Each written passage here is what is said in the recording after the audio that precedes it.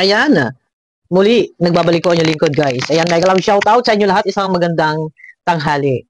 Ayan na, no? At dito, guys, sabay lang tayo sa topic, no? At marami kasi ang naghihintay ng tugon, yan, ng mga kasagutan o napahayag ni Kalingap Dan patungkol sa kanyang kinakaharap na issue sa ngayon. Pero sabi ko nga sa inyo, guys, no, huwag na nating habulin. I mean, abangan na lang doon. So, sinasabi niya na kay Kalingap Rab daw, doon daw maabangan, doon daw panoorin, kasi yun din ang tinuturo ng Team Brooks, ni Brooks. Yun din yung sinasabi ni Kalingap Dan, abangan na lang daw sa channel ni Kalingap Rab. Ngunit, meron tayong hawak na screenshot. Ito po ay nakuha ko sa vlog ni Sangkay. And may mga iba na rin na gumamit na rin ng screenshot na to. At ito hindi ko alam kung saan hindi ko alam kung saan nila nakuha, ano. Pero ito, guys, may paghingi ng sorry. Babasahin ko na lang po sa inyo, no. Ito ay sa tingin ko hindi ito post sa social media. Parang ito ay private message. Pero nakuha ko lang, no, sa vlog ni Sangkay. Ito na, guys, no. Thank you po ulit. Yan. Ito may paghingi siya ng sorry dito. Sabi niya, thank you po ulit. Hello po, I totally understand po yung nararamdaman nyo. And I'm very sorry po sa nangyari. Yan, humingi po siya ng sorry. Hindi ko po ito intention at plano gawin. Yun. Naipit lang din po ako sa sitwasyon. Naipit ang alin. Naipit lang din po ako sa sitwasyon. Paanong naipit? Teka, yun eh. May salita, naipit sa sitwasyon. O, teka muna. Nahirapan po ako magdesisyon. Naipit lang daw siya sa sitwasyon, nahirapan siya magdesisyon. Gusto ko po ipagpatuloy ang love team. Ay, para sa akin siguro, enough na. Huwag na.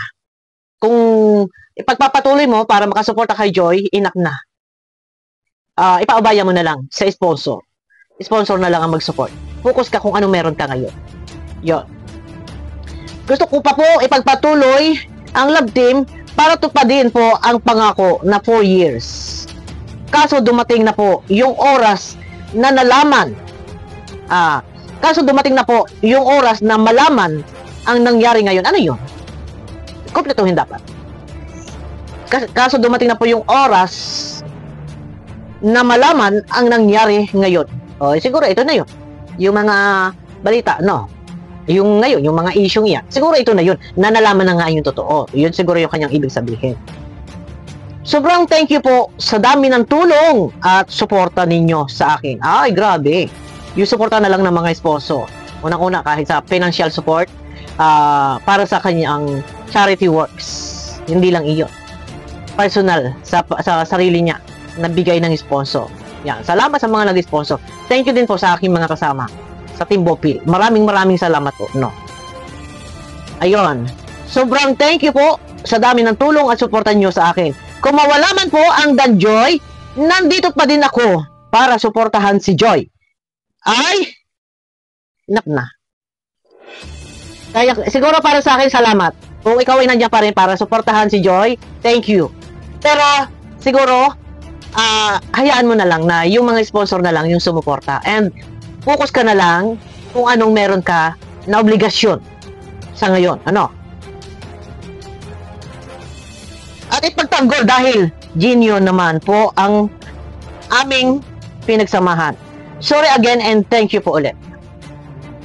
Para sa akin, kung nandiyan ka pa rin, para ipagpatuloy yung 4 years, gusto mo pang ipagpatuloy yung Danjoy, kaso nga eto na, nalaman na nga yung, ito na, kung gusto mo pang ipagpatuloy yung 4 years, or gusto mo pang tulungan para matapos yung 4 years, para sa akin, focus ka na lang sa iyong, kung ano man yung iyong obligasyong gagampanan, no? Ano man yan.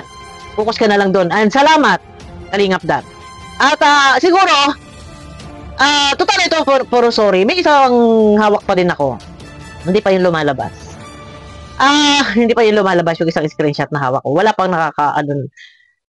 siguro alam niya, baka alam mo, Kalingap Dan, kung yung mga sinasabi kong hawak kong screenshot, baka alam mo na rin kung saan mismo nang galing. Para sa akin, putulin na lang siguro yung ugnaya between Joy, Dan Joy.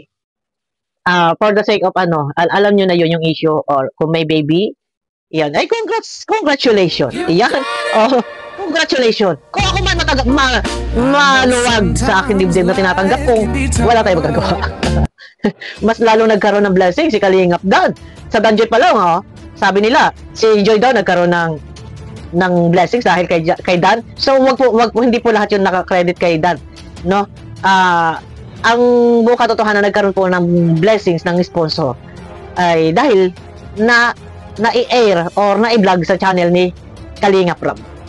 And nagkaroon man ng blessings mula sa sponsor. Yeah, no. Nagkaroon man ng maraming sponsor dahil sa channel ni Kalingap Rob. And both side nag-benefits naman sila. Yun, no. Pero mas may blessings ba? Lalo pa, mas bongga-bongga blessings ba? Meron si Kalingap Dan sa ngayon? Tanong ko lang. Pero sabi ko nga, dito, ano man tong nalamang issue ito at gusto niya ipagpatuloy talaga yung Dan Joy or matapos yung 4 years or kahit man meron na siyang ganitong problema o ano man yung kinakaharap niya ngayon, ay tutulungan pa rin daw niya at ipagtatanggol si Joy. Para sa akin siguro, para magkaroon ka ng peace of mind. And kung meron mang totoo man yung girl na lilig sa iyo, siguro focus ka na lang doon para maiwasan po yung madawit. Alam niyo 'yon, madawit yung pangalan ni girl. Ayun. Dahil lang ito lang naman ito lang naman yung talagang hinihintay ng viewers. Pero ang chat na ito ay private conversation. Pero wala namang kung ano pa man dito na maselang usapin kung hindi paghingi lang ng pagpapasalamat lang. Na-appreciate naman, na-appreciate ko naman yung kanyang pagpapasalamat. Pero kahit man nagpapasalamat, parang kung sa part ko din, mahirap din tanggapin kasi nga parang sabihin na nating naisahan ba yung mga sponsor, walang kamalay-malay. So, kung nalaman man ito ngayon, ay sabi nga niya naipit siya sa sitwasyon nandito, no. Gusto ko po hindi ko po ito intensyon at plano gawin. Naipit lang din po ako sa sitwasyon na nahirapan po ako magdesisyon. Pero kung nahirapan ka mang nagdesisyon and ayon sa mga balita, 5 months na. Ay, Diyos ko, ang dami kasi mga issue eh. 5 months na daw yung alam nyo na yon, yung sa 5 months na raw. Pero dapat in a nice way naman pwede kang magtimbre sa mga pangunahing sponsor na talagang willing talaga silang sumuporta, mag-support. Pwede ka naman nagtimbre na ito po ay ako po ay meron sasabihin sa inyo, mawalang galang na po, sana ako'y maintindihan. Unang-una, ang mga bagay na ito ay ginagawa ko to support Joy, makakuha ng sponsor si Joy. Kaya salamat po sa inyo mga sponsor, yung mga ganong tipo. And sabihin mo na ako po ay makikiusap na kung maaari, huwag nyo na po ako suportahan dahil ang buong katotohanan ginagawa ko lang to support Joy, makakuha tayo ng suporta para kay Joy, and kayo na nga po yan mga sponsor. So huwag nyo na lang po akong suportahan, si Joy na lang po. Dahil ang kadahilanan, ako po ay meron ng, alam mo yun, alam nyo na yun, yung mga issue. Ako po ay meron ng so atin-atin na lang po to, and dapat na ipagtapat din kay Joy. Yun din ang hindi natin alam, or baka naman alam din naman talaga yan ni Joy. Pero abangan po natin yan guys, hindi ko lang din alam kung ano ang katotohanan at sa isang iglap, sa isang minuto, maaaring magbago ang lahat-lahat ng mga pahayag. Maaaring, ay alam nyo na yan, minsan hindi ko alam kung sa paglabas ng video kay Kalingap Rob, ito ay scripted pa rin. Matwist pa din. Kasi hindi pa pwedeng may malalaglag. Di ba? Kailangan ihila pataas. Ay, kaya, yun ang pinakang mahirap dito. Ewan ko. Pero hindi ko naman sinabing scripted yung kay Kalingap Rob. Pero ang tagal na. So, bakit nga hindi pa nagsasalita? Ngayon, may mga may mga nasasagap tayong ganito. Basta, ito, ang akin lang masasabi, wag nang ituloy ang Dan Joy. And, yung sinasabi mong susuporta ka pa rin. No, stop na. Focus ka na lang kung anong meron ka na bagong obligasyon. Kung meron. Pero, ipakabaya mo na lang si Joy sa mga sponsor. At alam kong hindi pababayaan si Joy ng mga sponsor. No. Ang tanong, yung mga viewers kaya ay nakakamove na ba? At malaking palaisipan sa kanila. Bakit nga hindi ka nagsasalita sa channel mo, sa live mo, and tumagal pa. Kung sana ito ay agad-agad nabigyan natin ng pansin yung hinaing, yung gustong marinig ng viewers, sana ay nabigyan agad ng paglilinaw sa lalong madaling panahon. Iyon yun.